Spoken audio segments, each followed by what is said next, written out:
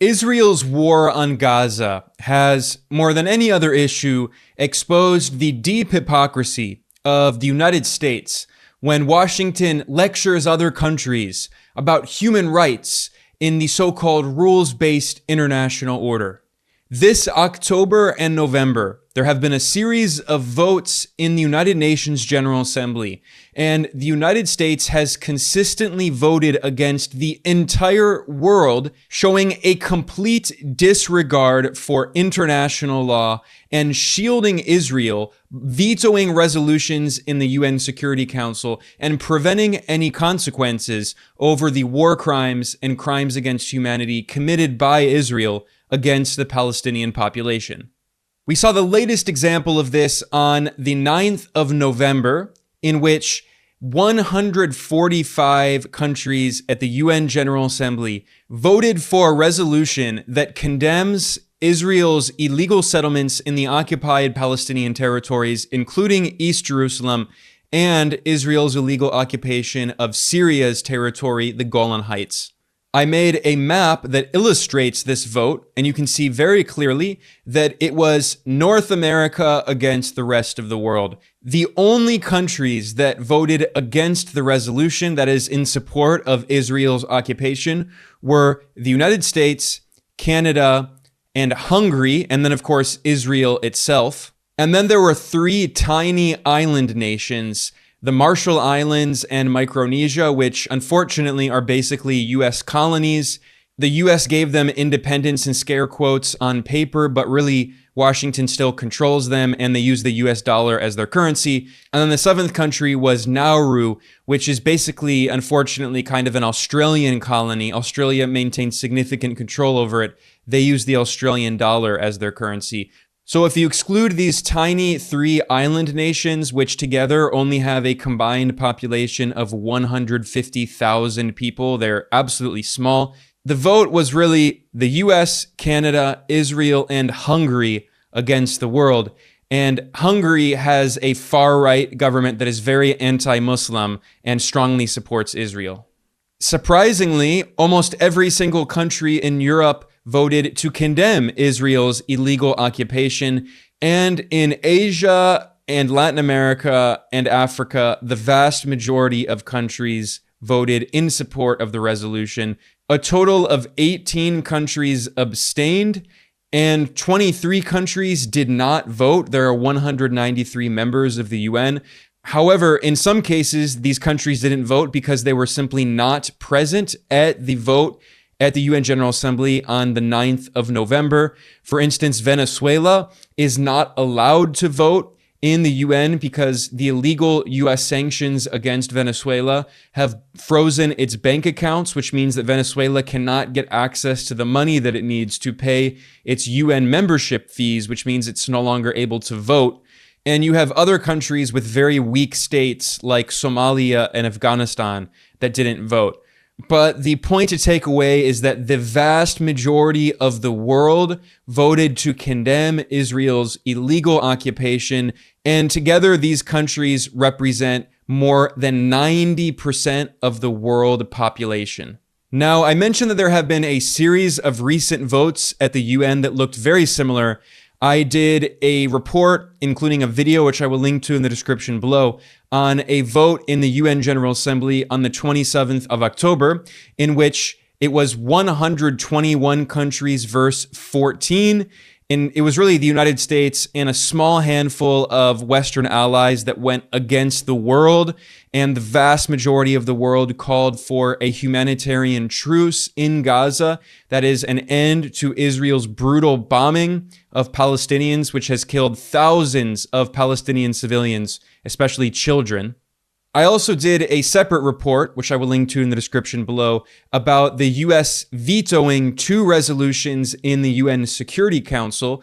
The first one on the 16th of October was introduced by Russia, and it called for a humanitarian ceasefire in Gaza in order to save the lives of Palestinian civilians, and the US voted against that. And then on the 18th of October, 2 days later, there was another vote in the UN Security Council on a resolution that had been proposed by Brazil, and this called for a humanitarian pause in Gaza, and the US was the only member of the 15-member Security Council that voted against this resolution, but because the US has veto power, it killed the resolution, and this was a way in which Washington protected Israel and allowed Israel to continue massacring civilians in Palestine. And the US is not only supporting Israel politically as it kills thousands of children in Gaza. Bloomberg reported that Washington is quietly sending Israel more and more weapons and advanced military technology. Bloomberg noted that the US is sending Israel laser-guided missiles for its Apache gunship fleet, 155mm shells for artillery, night vision devices, bunker buster munitions, which are huge bombs that will penetrate deep into the ground, and also new army vehicles.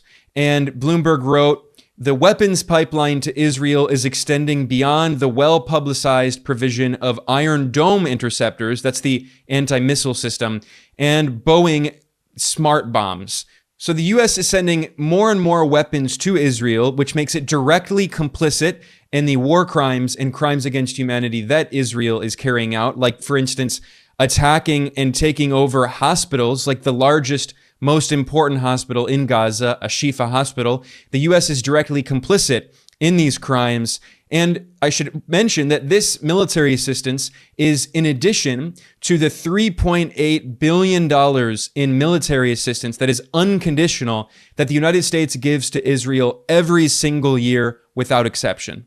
Now, the US has claimed that Israel is defending itself, supposedly, but as the top United Nations expert on the occupied Palestinian territories, the Special Rapporteur Francesca Albanese, as she explained, quote, Israel cannot claim the right of self-defense against a threat that emanates from the territory that it occupies that is kept under belligerent occupation. This is the top UN expert speaking at the National Press Club of Australia.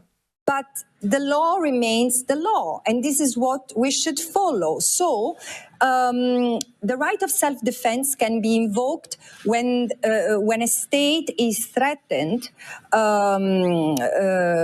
another state, which is not the case. Israel has not claimed that that has been threatened by another state. It's been threatened by an armed group. Qualify it the way you want, but it's an armed group within the occupied territory. And frankly, even saying the war between Gaza and Israel is wrong, because Gaza is not a standalone entity, it's part of the occupied territory. But so, in particular, Israel cannot claim the right of self-defense against a threat that emanates from the territory it occupies, from a territory that is kept under belligerent occupation. And this is not only this exists in the jurisprudence of the ICJ in general, it's also been said in the case of the occupied Palestinian territory. So she is very clear here. Israel is not fighting against another independent state. Israel has tooth and nail fought every single attempt to prevent Palestine from being recognized as an independent state. And the United States has protected Israel and vetoed every single resolution in the UN Security Council, also preventing Palestine from having official statehood. So international law is very clear about this. And the reality is that the US is holding the world hostage, facilitating Israel's crimes against humanity by basically paralyzing the United Nations. I've talked a lot here about the colonial structure of the United Nations, which was created after World War II, and it concentrated all of the power in the Security Council, giving just 5 different countries permanent seats and therefore vetoes, and that is the US, Britain, and France, along with China and Russia, although China and Russia have been supporting peace, whereas the US and a few Western allies are the ones that are supporting Israel's ethnic cleansing campaign and massacre. And the US has paralyzed the UN by using its veto in the Security Council. And increasingly, it's certainly not just me complaining about this. In fact, Brazil's president, Lula da Silva, gave an interview in which he called for fundamental reform of the UN Security Council and said that the US is abusing this institution. And he said not only should the UN Security Council be expanded to include new countries in the global south, but also there should be no veto power in the UN Security Council. I'm going to play a clip here from that interview with Lula. Of course, he was speaking in Portuguese, but the friends of the show over at Causation News translated it and put on English subtitles. I'm going to read those English language subtitles of Lula's comments here. He says, one country had the right to veto it and vetoed it, the United States. He's speaking about Brazil's resolution that it introduced in the Security Council on the 18th of October that called for a humanitarian pause in Gaza. And Lula said, this is incomprehensible. It's inadmissible. That's why we fight to change what the UN needs to change. The 1945 UN is no longer worth anything in 2023. This is powerful. He says the UN is no longer worth anything. And that's because the US has destroyed it, is holding it hostage, and is therefore holding the world hostage. Lula continues saying, he says, that's why we want to change the number of people and how it works. And end the right to veto. And then he also condemns Israel's war crimes in Gaza. He says the behavior of Israel, doing what it's doing with children, with hospitals. Lula says, he continues, with women and children, more than 5,000 children have already died. There are another 1,250 missing children who are under the rubble in Gaza. Apart from the number of women, the number of pregnant women that I saw yesterday who are expecting a child, and because they are afraid of dying, doctors are performing cesarean sections to see if birth is possible while the women are still in good health. And yes, it sounds like a horror story, but there have been reports in mainstream media outlets that women in Gaza who are pregnant are being forced to do C-sections, as the Telegraph in the UK reported, with lights from torches because they have no electricity, because Israel has imposed a full-on blockade on Gaza, preventing electricity, preventing food and water from going in. This is a medieval-style siege. And according to these reports, doctors are performing C-sections on women, pregnant women, with no anesthesia, no pain medicine. I mean, this is like a horror movie. It's just unimaginable. And yet there are no consequences whatsoever for Israel as it commits blatant war crimes, precisely because of the colonial structure of these international institutions, which are completely dominated, controlled, oppressed by the United States. So you have United Nations experts who are warning publicly that the Palestinian people are at risk of genocide by Israel, and nothing is being done because the US holds the UN hostage. And I began this report today looking at the vote in the UN General Assembly on the 9th of November, in which 145 countries, representing more than 90% of the world population, voted to condemn Israel's illegal settlements in occupied Palestinian territory and occupied Syrian territory. That was the vote in which the US and Canada and the far-right regime in Hungary voted against the rest of the world. But actually, that was not the only UN resolution that related to Israel's crimes that the US basically unilaterally opposed. In fact, on that same day, on the 9th of November, there were 6 different resolutions voted on involving Israel's crimes. And we can see consistently that it was the United States against the world. So I'm looking here at a press release from the United Nations website, and this is from the 9th of November on the meeting of the 4th committee. There was also a meeting of the UN General Assembly's 2nd committee involving Palestine. What are these committees? Well, the UN General Assembly has 6 committees, and the 2nd committee is on economic and financial issues, and the 4th committee is on special political issues and decolonization specifically. So I'm going to start looking at the meeting of the 4th committee. This was the committee that also had the resolution on Israel's settlements in occupied Palestinian and Syrian territory.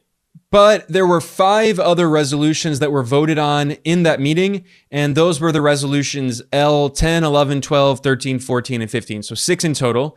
And one of the resolutions, L13, called for an investigation into Israel's practices affecting the human rights of the Palestinian people and other Arabs of the occupied territories. That passed with the support of 85 countries, and 13 countries voted against it. And that reiterated the demand that Israel cooperate with the UN General Assembly in implementing its mandate. It expressed grave concern about the critical situation in the occupied Palestinian territory resulting from unlawful Israeli practices and measures, and called for the immediate cessation of illegal Israeli settlement activities. It also called for the lifting of the blockade on Gaza, as well as the complete cessation of the excessive and indiscriminate use of force and military operations against the civilian population. Again, that resolution passed. Then furthermore, there was another resolution that was voted on in this meeting, which was Resolution L11, which called for assistance to Palestine refugees. What's incredible about this vote is that the only country in the entire world that voted against it was Israel.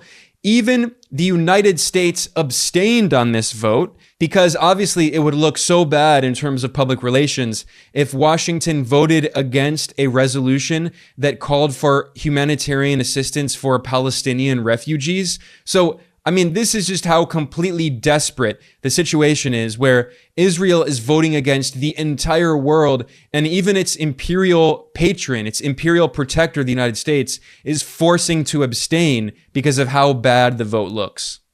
But don't get your hopes up, because the US voted against another resolution that called for actually providing material funding and support for the main United Nations agency that provides support to Palestinian refugees. There was also the vote on Resolution L10 in the same meeting that called for funding the operations of UNRWA, that is the United Nations Relief and Works Agency for Palestine refugees.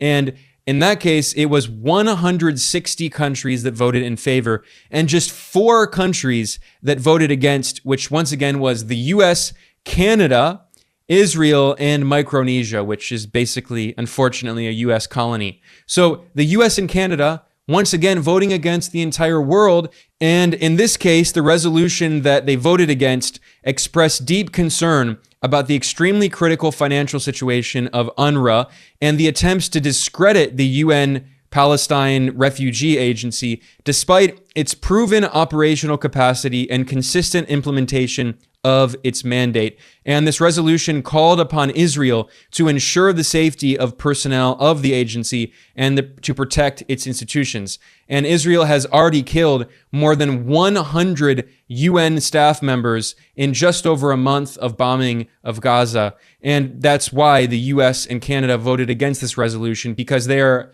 in effect endorsing Israel's massacre of UN staff. I mean, endorsing crimes against humanity.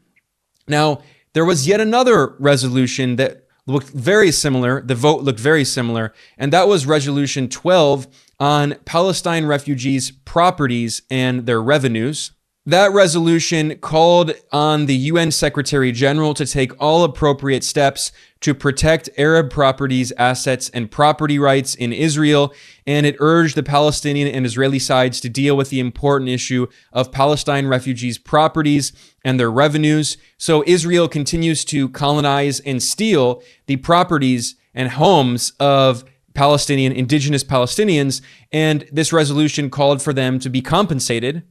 And once again, the vote was basically the US and Canada against the world. It was 156 countries that voted in support of the resolution and just 6 countries that voted against. And it was basically the exact same vote. The US, Canada, and Israel, along with the US colonies, Marshall Islands and Micronesia, and the Australian de facto neo-colony Nauru. I mean, just a sad state of affairs. The entire world against North America and apartheid Israel. And the irony is the US loves to talk about property rights, but when it comes to actually defending the property rights of indigenous people who are being colonized by Israel, the US opposes their property rights because, of course, it would establish the precedent of indigenous nations in the US and indigenous nations in Canada, which are continued victims of ongoing settler colonialism, and the US and Canada refuses to recognize their property rights. So that also explains why they voted against this resolution at the UN General Assembly. And finally, there was one other resolution voted in this meeting of the Fourth Committee of the UN General Assembly, and that was on Israel's illegal occupation of Syria's territory, the Golan Heights, and that called upon Israel to desist from changing the physical character, demographic composition, institutional structure, and legal status of the occupied Syrian Golan, and to desist from establishing settlements. And in this case, incredibly, it was two countries against the entire world, the US and Israel.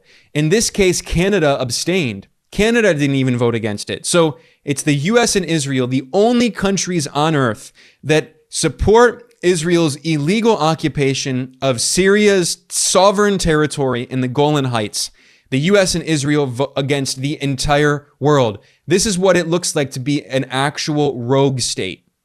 Now, those were the 6 resolutions that were voted on the 9th of November in the Fourth Committee of the UN General Assembly, which involves political issues and decolonization. Well, there was also a meeting on the same day of the Second Committee of the UN General Assembly, which involves economic and financial issues. And there were 2 other resolutions that involve Israel's crimes. One of them was a resolution titled Permanent Sovereignty of the Palestinian People in the Occupied Palestinian Territory, including East Jerusalem and the Arab population in the occupied Syrian Golan over their natural resources. This resolution emphasized how Israel is exploiting, that is, stealing the natural resources of the indigenous Arab population in these occupied territories. And it recognized the right of the Palestinian people to claim restitution, that is legal compensation, as the result of any exploitation, damage, loss, or depletion or endangerment of their natural resources resulting from illegal measures taken by Israel, the occupying power. It also called upon Israel to halt all actions, including those perpetrated by Israeli settlers, that harm the environment, including the dumping of all kinds of waste materials in the occupied Palestinian territory and East Jerusalem, and also in the occupied Syrian Golan, and to cease the destruction of vital infrastructure. And in this case, the vote was, I'm repeating myself so much, but it was again the US and Canada against the entire world.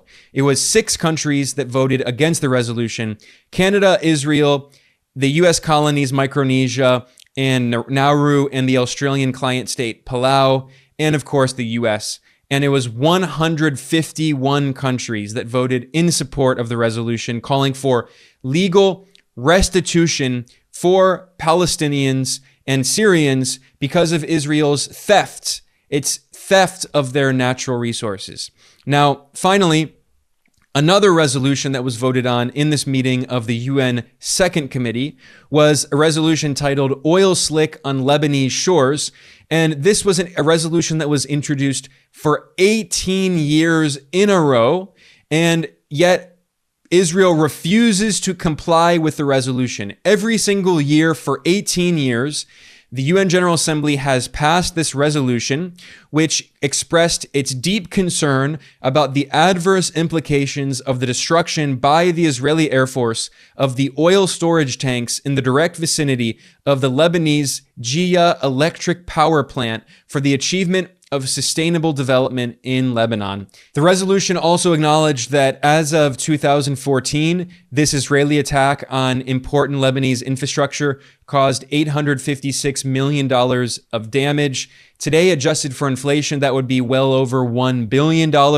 And Lebanon is a country whose GDP is only around $23 billion. So this is very significant damage for Lebanon. And in this case, the resolution was basically the same, except there was one other country, Australia, that voted against the resolution. So it was the US, Australia, and Canada, and the tiny island nations that are basically colonies. And in that case, it was 158 countries that voted in support of this resolution, calling for Israel to compensate Lebanon for this crime against the Lebanese people.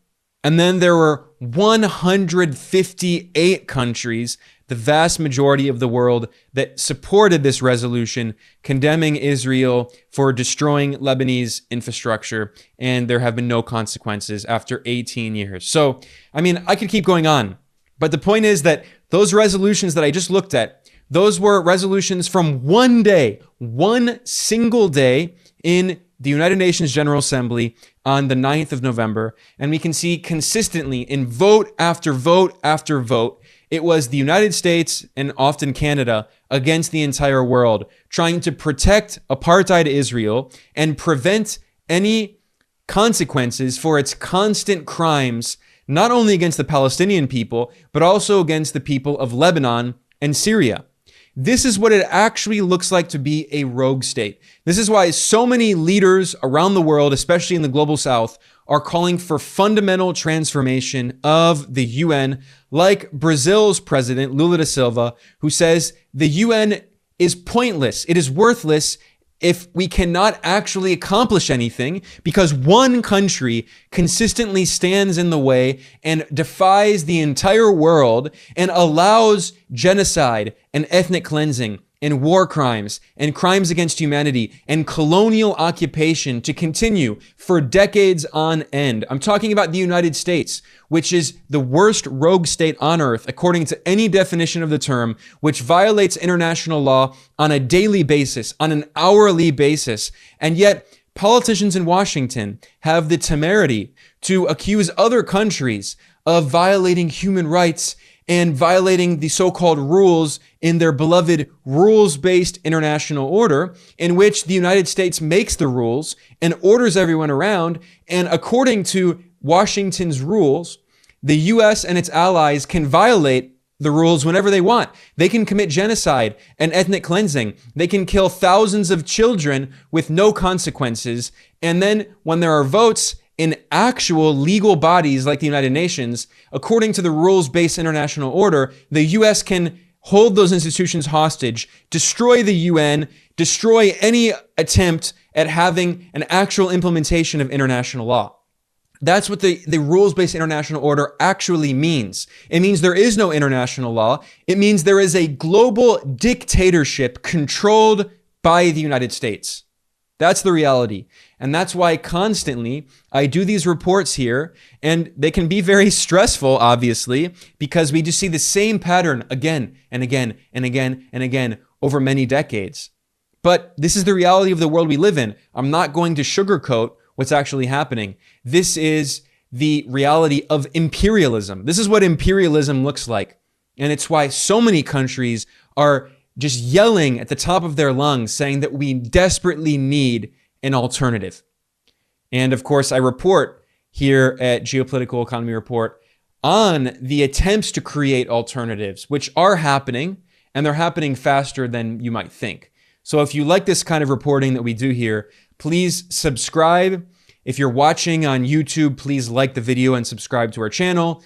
If you are listening to a podcast version, please subscribe to the podcast. For people who don't know, all of our videos are also available as a podcast version. Just look up Geopolitical Economy Report and you can find it on most platforms. I want to thank everyone for joining me today. I'm Ben Norton. I will be back soon for more reporting. Thanks a lot.